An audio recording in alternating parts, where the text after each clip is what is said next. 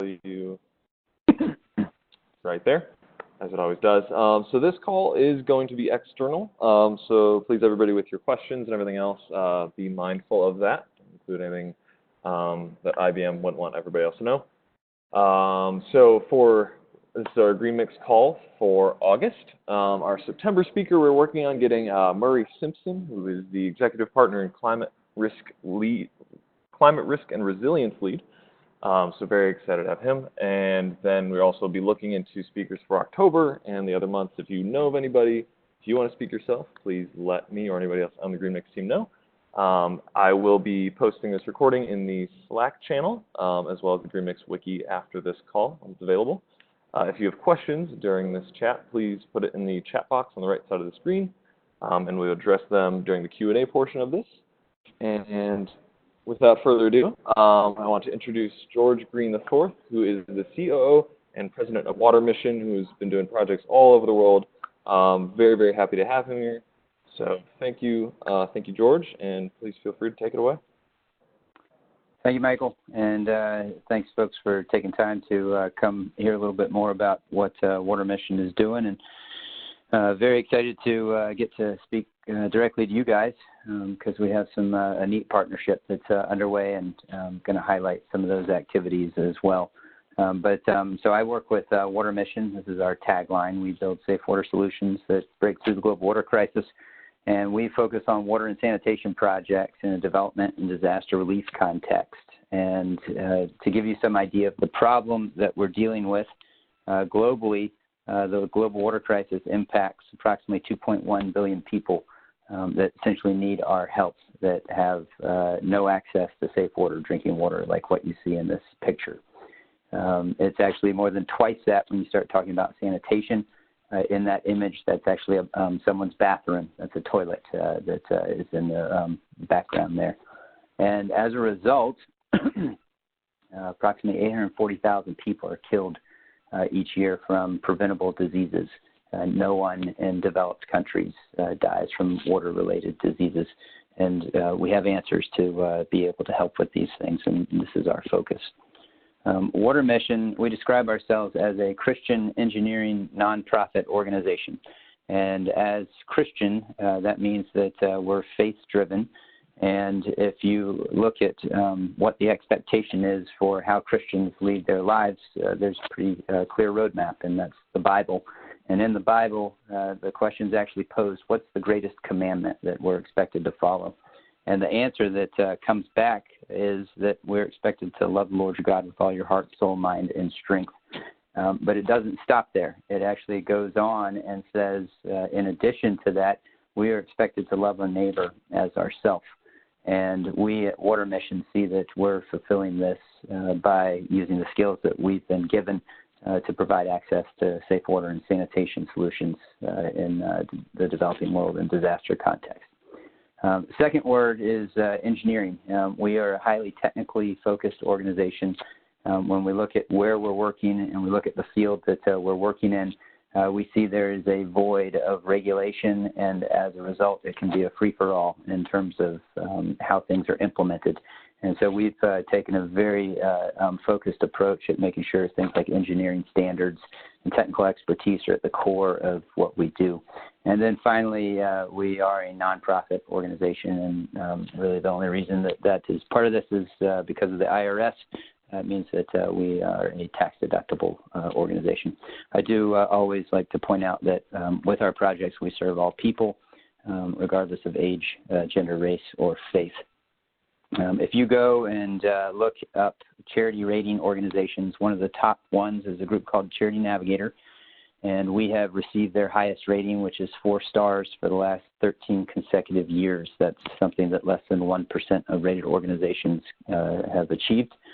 We take this very seriously. If you dig around on our website, you can find our last annual report, and towards the end of it, there's a page that has our financials.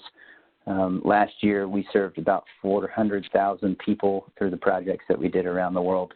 Notably, we had about an 88% program expense ratio. And then I'd like you to just kind of look into the bottom right-hand corner of the screen at that bar chart. I'm going to blow it up because what that is showing is our growth over the years. And we have had substantial growth over the last several years, which we look at and we see as a result of having a sustainable strategy. And our strategy is twofold.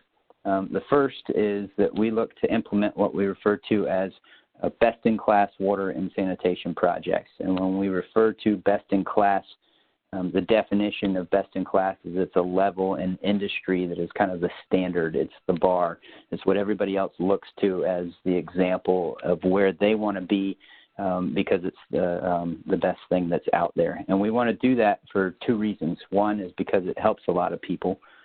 We believe that's the best way that we're going to be able to work in a developing country context where things are very fragile and very challenging to work.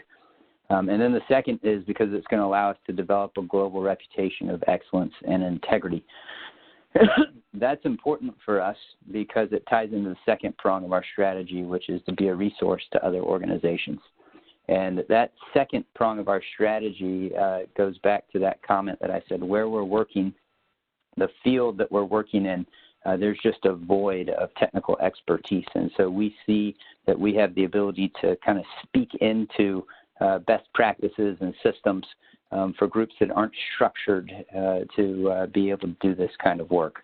And our focus with being a resource to other organizations is ultimately we see that that's the way that we're going to be able to have transformational scale and impact the most number of lives with people that are impacted by the global water crisis. Our base of operations is in Charleston, South Carolina, where we were just talking about the high temperatures and humidity.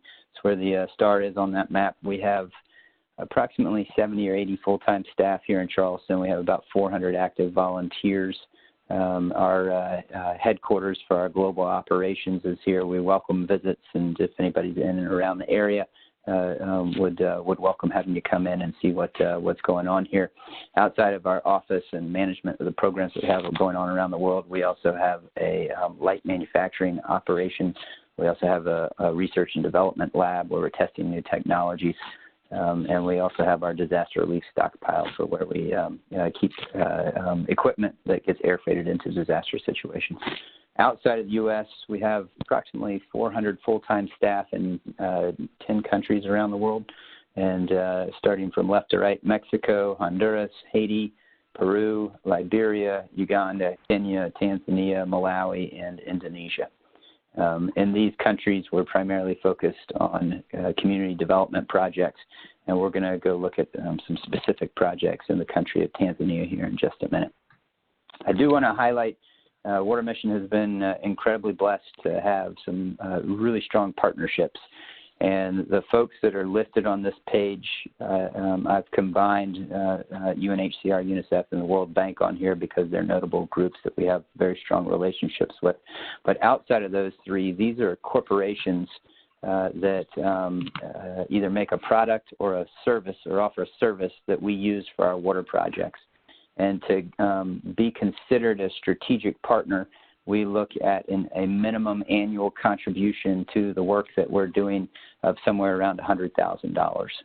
So you get some idea with the companies that are up here and listed, and obviously IBM is listed here, and we'll get to IBM's contribution here in a bit as well. So I want to take you to Tanzania to look at a specific project, and a lot of the times the people that I'm talking to don't necessarily know exactly where the countries are that I'm referring to, so I like to start out in outer space where typically everybody can align and get a better understanding of exactly where we're going in the world. Hopefully everybody's zeroed in that we're looking down on the continent of Africa. We can do some basic geography after this call if we're still not on the same page. Continuing to zoom in, country of Tanzania now in the center of the screen. And what we're looking at is a refugee crisis that originated in the country of Burundi, which is now underlined in red, where literally a couple 100,000 people fled back in 2015, and a lot of them ended up going into Tanzania. Continuing to zoom in, Burundi, that's the Lake Tanganyika, is the blue body of water that you see there. A lot of the refugees were actually coming by water and were staging in this little sleepy fishing village called Kayunga. And in August 2015, this is what, June 2015, this is what the shoreline of this fishing village looked like. Literally tens of thousands of people were coming through this area, fleeing Burundi and seeking asylum in the country of Tanzania. I'm going to move to a video that was made by UNHCR, which is the UN agency that focuses on refugees. And we've had some audio issues, and so we've muted the audio, and I'm just going to kind of talk you through what you're looking at with this. But basically, people were coming into this sleepy community, and then they were being staged to ferries to be taken further to Kigoma, where they were then being transported into a refugee camp setting. And what you're looking at here is a ferry load at a time of loading 1,500 people, essentially running 24 hours a day with a humanitarian crisis. When you have this many people descend into one area, you don't have enough food, you don't have water, you don't have medical support to be able to sustain this. And so getting on top of these things as fast as possible is absolutely critical.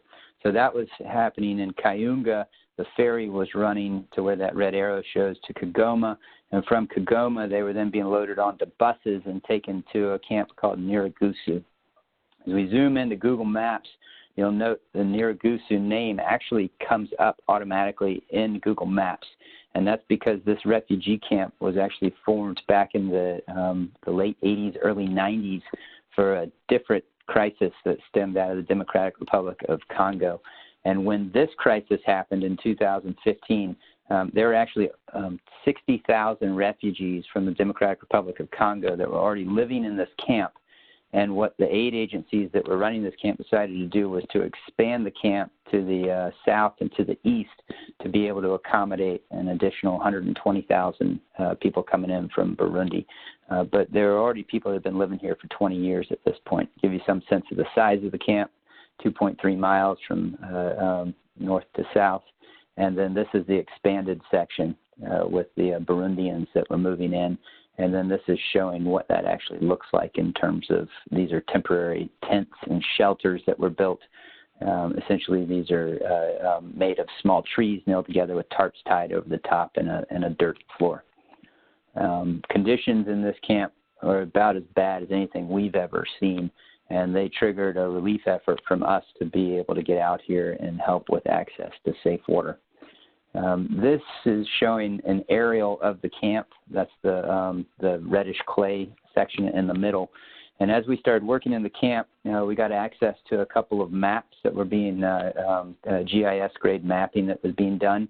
And overlaying those maps, the top map is the Democratic Republic of Congo section of the camp, and the bottom section is the new Burundian. And I'm showing this because when aid agencies work in a setting like this, typically they divide out the needs, and Water Mission was asked to take over this section of the camp, which was supposed to be about 25,000 Burundians that were all moved in temporary shelters. We have water treatment systems that we keep and we deploy into disaster situations, and based on this setup, we actually decided to air freight some of our systems into Tanzania. And what we planned on doing was setting them up where that little red box is. There's a river right there, pulling water out of that river and treating it. We would then pump it up to a high point in the camp where we'd have storage tanks, which are those little blue six-sided objects, and then gravity feed out to access points in the camp. Those are 23 access points where people would have access to safe water. The distribution piping in that network system alone is somewhere around 11 kilometers of piping. There's 4 truckloads of pipe that came into the camp, and you can get some idea of how big those rolls of pipe are based on that guy standing on the side of the truck. Everything's done by hand. Just moving one of those rolls, you can see you've got 7, 8 people that are required to be able to do that. This is showing one of the pipelines going down the middle of the refugee camp. Where we were setting the water systems up down by the river with a floodplain, we had to haul in 30 dump truck loads of gravel, and again, all that got spread by hand. Gravel pad that's coming in. Again, this is a disaster relief situation. This is get in and do it as fast as you possibly can. Even moving these big tanks, 10,000-liter tank. just get it done and figure it out as you're going. You start to see some of these tanks, the water systems that we have staged in the middle of that gravel pad. And now this image is actually showing, these are actually our water treatment systems that we had air freighted in from the United States. And those are, that's actually 10 individual systems that are staged in parallel to be able to treat water and then pump it into the camp. And now this is looking at a slightly aerial view of what's going on of this setup. You've got your river that's here in the background, pre-treatment and settling with your tanks that are, those are essentially kind of swimming pool type tanks. The water systems are actually fairly basic technology, rapid sand filtration and chlorination, and then treated water storage in these 10,000 liter tanks before being pumped up into the camp to a high point in the camp, and then gravity feed distribution. This was installed in October of 2015 over a period of about 17 days. Again, disaster relief, get in and help as fast as you possibly can. And was all said and done, we believe we're actually serving closer to 50,000 people, whereas I said we believe that 25,000 were going to be living in that section of the camp, and I'll come back to that in just a minute.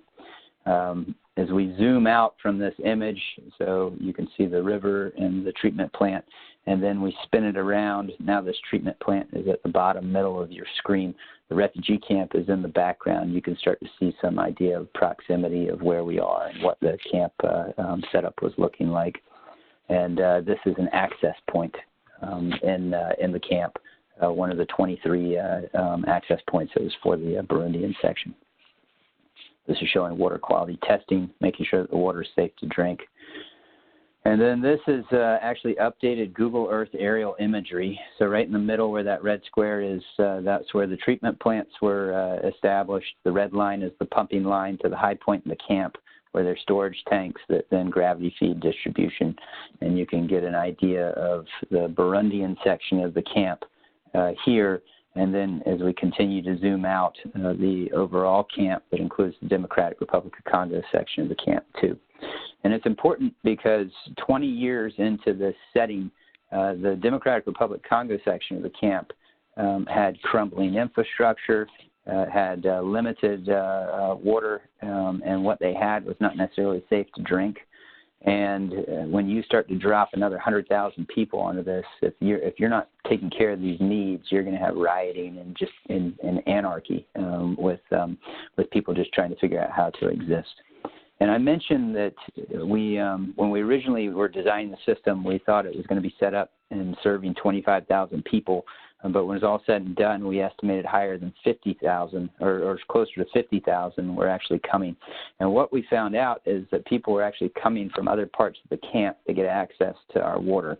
And the reason for that is that other areas of the camp were being provided water, but it wasn't safe to drink.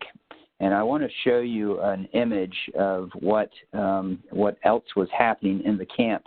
And this is from the perspective of, remember, our strategy is to be a resource to other organizations, because what we find is that there are a lot of great organizations with people that have really big hearts that see a need and they see a gap and they're looking to step into that gap and meet that need, but they may not have the technical background or the training to where they would be allowed to do that in a developed country because of the regulations or because of the systems that we have in place that are training up engineers and their licensing systems that are in place.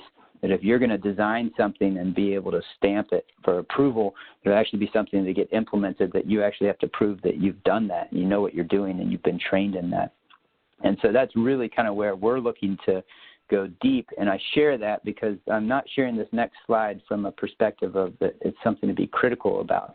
It's something that is reality of what we see and what's happening, and our goal is to come alongside groups like this and encourage them and then look at how we can help them lift their program offering. And names have been blanked out in this as well because, again, we're not looking to point a finger. So when we look at this, this is an alternative water supply that was going on in that camp. And on the left-hand side of this picture, that's a suction line that's in a river. And underneath that little lean-to is an engine-driven pump where water is being pulled out of the river, and then it's being pumped into a tanker truck that says clean water. and that truck is then driving into the camp and delivering that water. And so now maybe you get some sense and understanding when we talk about making safe water available in the camp, why the number of people was almost twice what we had designed it for, not 25,000 people, but closer to 50, because otherwise, essentially the water that's being provided is water that's straight out of the river. I want to shift gears because this has all been disaster focused, and I want to now look at the actual product that IBM developed for us, because that's going to lead us into community development and looking at long-term. But essentially, we partnered with IBM maybe 4 years ago or so, and we wanted you guys to help us build out a remote monitoring platform. And what we landed on was, this is a screenshot from it. We call it the MAP. And the MAP stands for the Monitoring and Alerting Platform. And when we sat down and we talked about what we wanted, the question came back, well, what are your goals for a project? So you start talking about remote monitoring. You want to monitor what's important to you. So what are your KPIs? And so we're going to step away from the map for just a second, and I'm not expecting you to read this, but at the highest level, these are our objectives for a project. And our top goal is ultimately that we're transforming lives. We see that we're doing that through sustained access to safe water and sanitation services. And then the actual measurables for how we say we're doing that are these color-coded things that are down lower. This first one, accessibility, is reliability. That is, when we put in a water system, is water actually flowing from the tap? And the metric for that, you're going to have problems when you have a project, and you're going to have outages. And our metric for this is that if there's a problem with a water project and water goes down in a distribution system, that it's back up and running within 24 hours. We'll talk a little bit more about that later. This next one has to do with water quality. This is making sure that the water is safe to drink. 99.9% of the issues that we see in developing countries, the water quality issues are related to microbiological contamination. And so these three metrics are completely focused on making sure that microbiological contaminants are eliminated from water. And then the final three are really looking at long-term sustainability, management capacity, demand for services, and financial sustainability. And I share all these things because when we talk about these are our goals for our project. This is essentially kind of where we started with, okay, well, we want to build this remote monitoring platform to be able to capture these and see how we actually are performing. When we developed these goals, the next thing that we did as an organization was how do we implement them? And that actually led us to develop this flow chart, because when you start talking about developing or designing a pumping system or a distribution system, and then in that same project you're also talking about financial management strategies and very, very different things. We had to figure out how those things fit together. And again, I'm not expecting you to read this or actually grasp what all is going on here, but at the highest level, when we look at a community development project, this will give you some sense of kind of what we're stepping through from an initial assessment on the far left of the image, scope preparation of the project. That middle line is all working with the community. We believe we invest somewhere around 500, 700 hours of education training, and that's working with a management committee that is going to actually run and maintain and own and take care of this project after it's been implemented. We can talk more about that later. Each one of those boxes has its own goals and sub-goals. Again, not expecting you to read this, but just to give you some sense of this is stuff that's behind all of that. And I'm happy to share this with folks in more depth if they have an interest. But ultimately, when we commission a project, commissioning is not until we're about 2/3 of the way through here. And if you notice, commissioning, that's when you cut the ribbon, that's when water's flowing. That's not when the project's over. We're typically engaged for 12 to 18 months of kind of hand-holding after that happens as well. So as we come back to the map and we look specifically at the country of Tanzania, And click, this is the Niragusu refugee camp that we were just looking at, and we're going to come back to that in a minute. I want to take you to a host community project that's right near that refugee camp that's called Zeze, because the refugee camp was get in and make water available for free. That's disaster relief. Get in and help as fast as possible.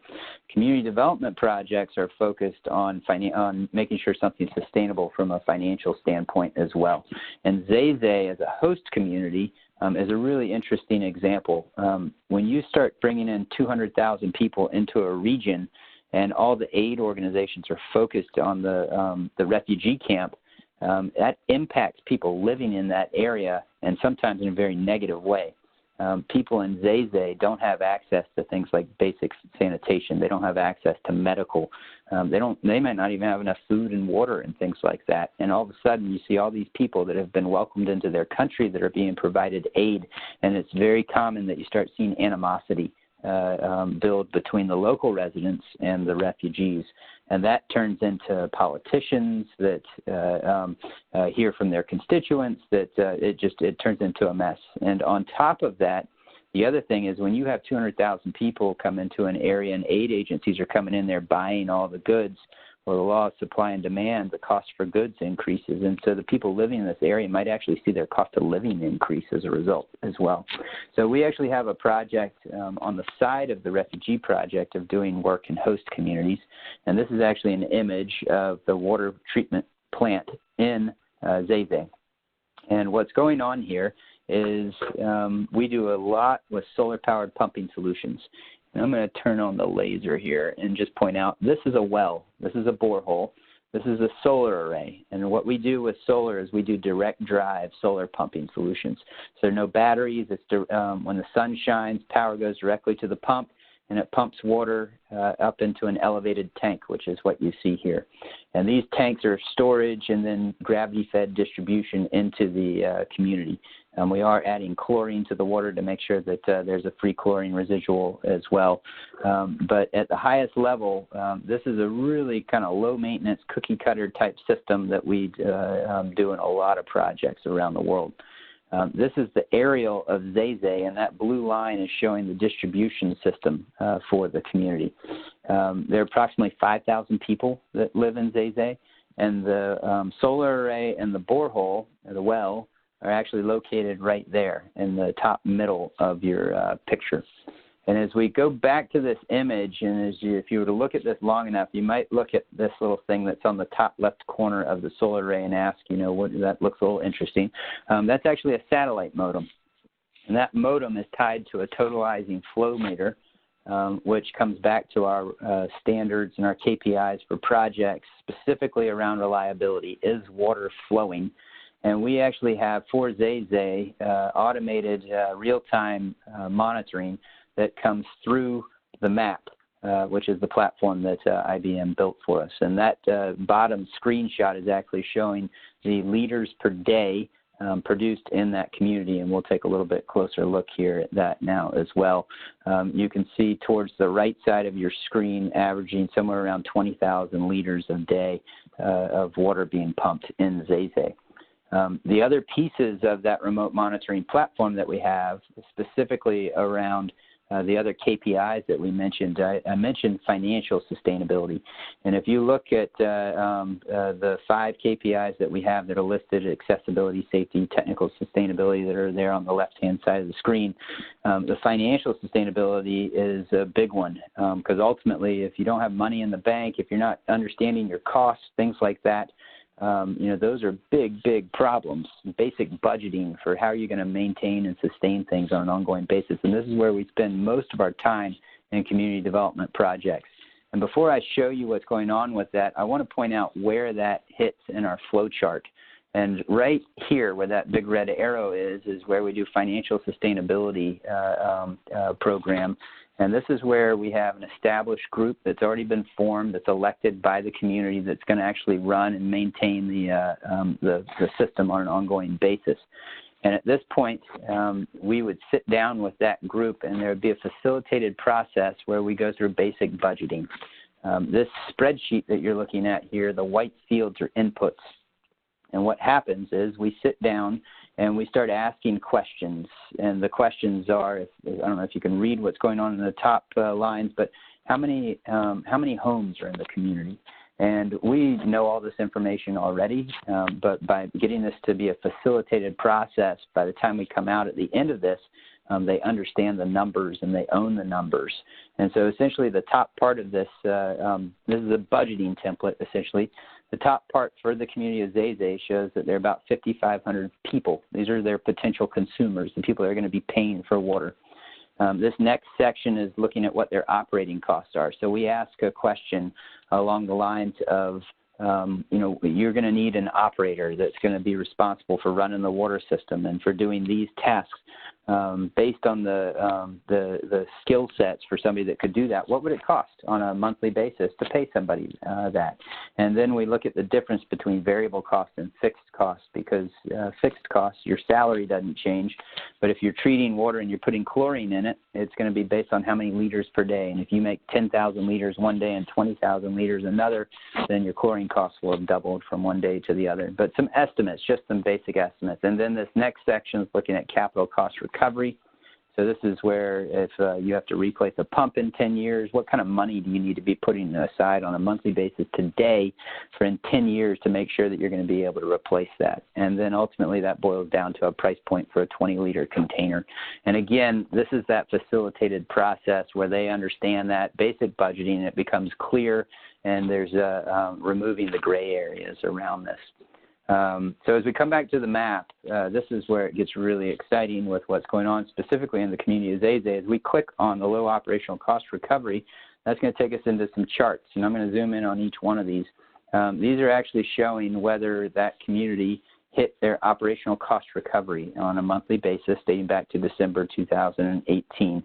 And this is showing that they had 100% operational cost. This next chart is showing cumulative deposits in their bank account. So the green line is indicating a deposit into the community-owned bank account that is set up specifically for this project. The blue line is the cumulative savings that they have in their bank account. And if you note the little toggle switch from TZS to USD, it's currently in shillings. If we switch that over to US dollars, this community actually has over $2,000 US dollars in savings based on a project that was commissioned back in September. And then this final chart is showing income versus expense on a monthly basis. Obviously, if you're going to be sustainable, your income has to be greater than your expense. And if you're thinking what's going on with that trend there, if we move that income versus expense up to the top and then we overlay the water flow, you can see that there have been some gradual trends increasing in water flow that would support the income change as well. One of the things that we're moving to with the map that we're really excited about is looking at things like asset management and asset mapping. So actually in the map, having this this overlay to where you could take your mouse, hover over the solar rack point up there, and it gives you all the details around what's there. It gives you the age of the pump. When you go over each one of these taps, you would know how old it is. And the idea with this is preventative maintenance, and this is a monitoring and alerting platform that would basically allow us to proactively be aware of where things are and just aging things. We did 120 projects last year, and so as you think about continuing to add these projects, how do you track all these things? This is, again, the overview of the map highlight, and what I wanted to do was take you back into the country of Tanzania and close with going back to our little refugee camp. And as we continue to zoom in here, right in the middle, that's Nyarugusu. And kind of the beautiful story around this, what started out as a relief effort in 2015 turned into a grant for us to come back in and provide access to safe water to the entire camp. And for the last almost 3 years, we've actually been working on putting solar-powered pumping solutions in place to support the 170,000 people that are in the camp. Those 4 blue dots represent 4 of the 5 systems that have been installed. This is borehole 4. This is showing the flow, the automated flow data that we're getting, about 1 million liters a day. We also have an ORP sensor, oxidation reduction potential, and that actually shows us whether there's chlorine in the water or not. you can see, we got 3 low dots, the 20th of July, 22nd, and 24th. There's an issue there. And so the ability to go in and talk to the operator around what was going on with that and making sure that we have water quality that's met. This is borehole 5. You can see the flow there. That's also about 1 million liters of water a day. Borehole 1 is a little bit smaller. It's averaging somewhere around 130,000 liters a day. The other thing with this one, we actually have a water level sensor in that borehole, in that well. That's important because all the water is coming out of the ground. And what you see with that blue line on top is it's relatively flat over time. If there was a downward trend, then that would indicate that we're depleting the aquifer. So again, this is using data to have sustainable resources or predict sustainable resources. And this is showing chlorine.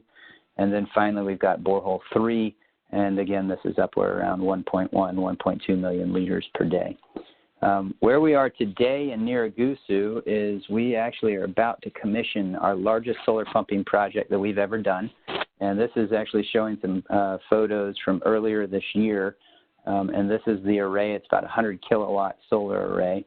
And inside that fenced area is a complete setup. You've got your well, you've got backup generator, you've got your operators and staffing and all the support that's needed to be able to run this system. And now, if you note, the array is right down here, and this is the refugee camp in the background. And if we look, this is technically, it's called borehole 2, and the other ones that I just showed you, borehole 4 is about right there. 5, 1, and 3 are over there. And through these 5 systems, we're meeting the daily needs of about 170,000 people and pumping somewhere around 375 gallons a minute. 1.5 thousand gallons per minute, about 5,500 liters per minute. And obviously, the reason we're doing that is because we're serving people. So what's happened with the IBM platform that has been developed for us has really just been an amazing thing for, one, our own internal accountability, but also as we talk about what we're doing, improving what we're doing, all of the stakeholders that we're working with in the camp. One of our goals and some of the things that we're talking about with you guys right now is how do we open this platform up, make it an open source type platform. We have some really amazing initiatives that are underway as we look at how do we influence the sector and on a sector-wide level.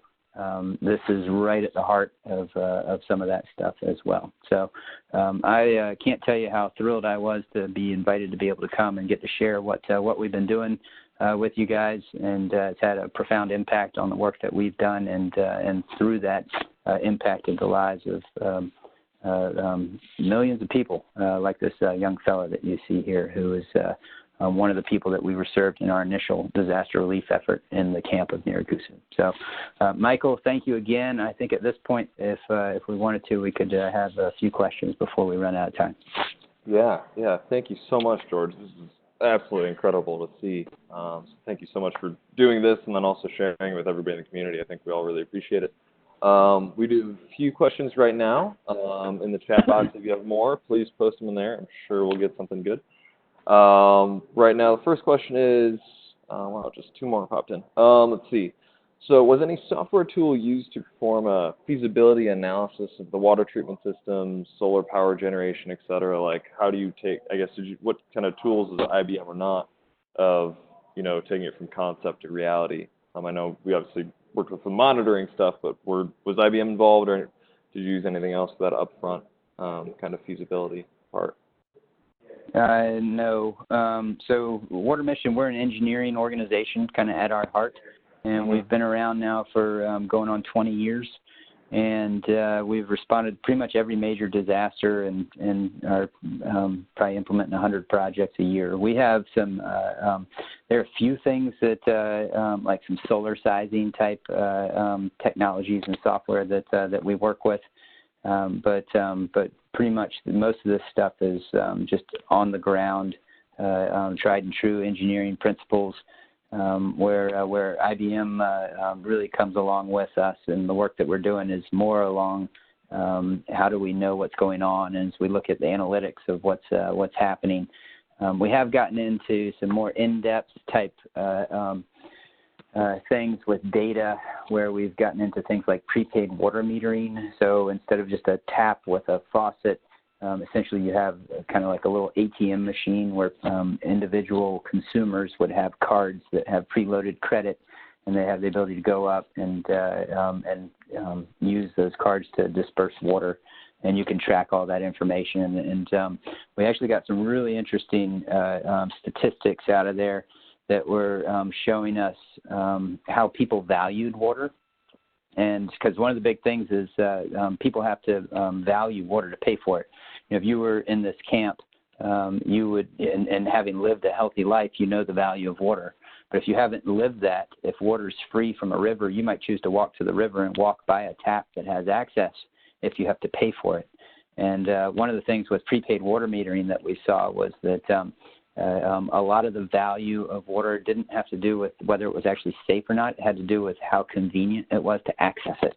And that was the distance that people had to travel. And what we saw was that through the data, that if you lived within less than 50 yards or 50 meters, we had 100% people that would purchase water. When you got out to a 100-yard type radius, it dropped to like 80%, which is still pretty good. After you got out past 100 yards, it dropped to like 40%. And so now all of a sudden we, using that, we have essentially kind of a roadmap for what does the distribution system need to look like? Where do we need to put access points? How do we ensure that a certain percentage of the population has coverage within less than 100 yards, things like that, because that'll drive our financial models as well. Awesome. That's super interesting. So we do have another question. Can you go into detail on some of the logistical issues with introducing a banking and deposit system and consistent source of funding in these communities to support a filtration system? So that's a great question, and it gives me a chance to clarify. In the refugee camp, there aren't any financial models that are taking place. The refugee camp is water is being distributed for free.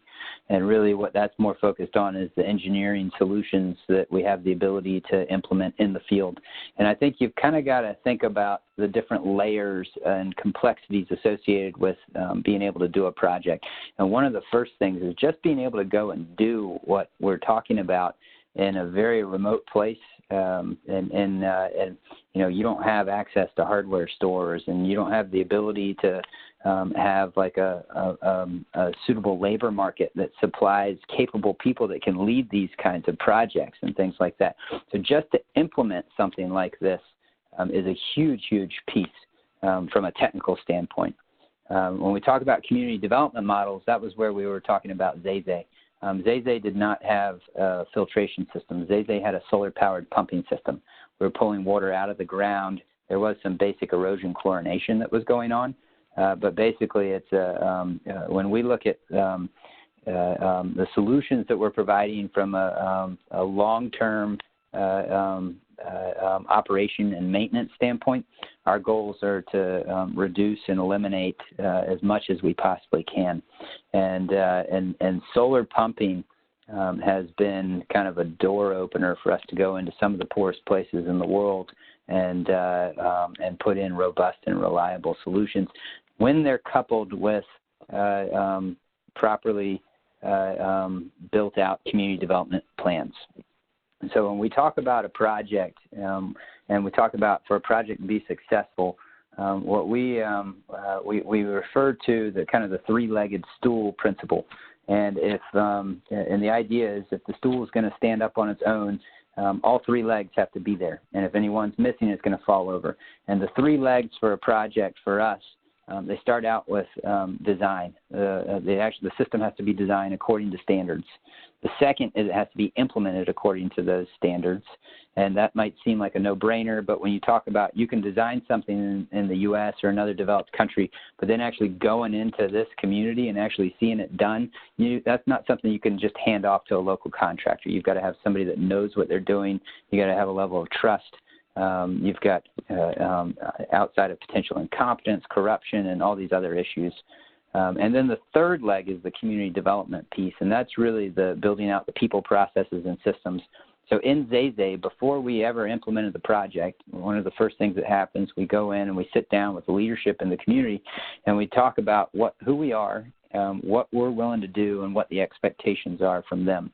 And in that, the expectations are that they're going to actually have a group that's going to be nominated and elected by the community. It's called the Safe Water Committee. We have defined the roles and responsibilities on that committee. I think there are like 5 roles, and each one we have a position profile for it. And these are all given to these folks, and they have to find suitable people for that. And there's some checks and balances that are involved in whether the people that are being proposed are actually qualified. As an example, one of the roles is a treasurer, and that's an easy one. We have a basic math test that the treasurer has to take. If the treasurer can't pass the basic math test, then he can't be the treasurer, or she. And so once that group comes together, then we kind of have this, everything that we do is a facilitated process. They actually do it, but we hold their hand through it. So as that group comes together, the first thing that they have to do is they have to register as a local entity. And I don't know what it's called in Tanzania. In Kenya, they're called community-based organizations, or a CBO.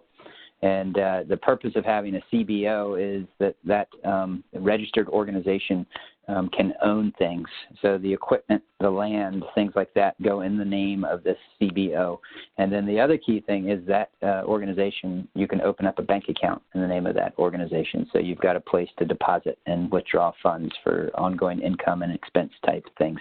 And we are walking, that 500 to 700 hours of education training is really focused on just intentional time spent with that Safe Water Committee on all of these aspects to be able to see things be sustainable. And that's, prior to this remote monitoring platform, our ability to actually see that and know that had a lot to do with, just reports being emailed, and there wasn't a great way to kind of collectively explore what's going on around the world. So I don't know if that answered the question or not, but I'm happy to do that. I would say that there's a lot of times we get pushback that where we're working, people can't afford to pay for water. And, there's a bit of a fallacy with that. And there's a flip side to it. There's some studies done that $1 invested in water and sanitation has a return of somewhere between $8 and $40. And so you start to think about that. Well, wow, who wouldn't want to invest in that? And the issue where you don't see the ability to invest in that and personally get a return, because that $8 to $40 return is in the life of the person that has access to safe water. If you're not healthy, you can't work as hard. You can't go to school. You don't learn as effectively. If you're a farmer, you don't necessarily have the ability to bring in as many crops. If you're sick, you might have a double tax. You might have to go to the clinic or the hospital. You pay for medicine that's expensive to resolve a waterborne illness. There's so many kind of things that get factored into that. And it's not to say that every community it's something that can be done. But we're working in some of the poorest places in the world, and we are very much focused on financial sustainability that is not an ongoing charitable contribution from an outside organization. That's perfect and makes a ton of sense. Sounds like you guys definitely covered your bases, a lot of them. So we got a few more questions here. This one particularly about, besides open sourcing the monitoring system, are there any new capabilities missing right now that you would like to see added? Yes. So one of the other things, integration of mobile money. Right now, the financial side of things that we were showing is not automated. We'd also, right now, also that one of the things that we'd like to build out a user interface and platform where people in the community have access to the data. Right now, it's only available to our staff.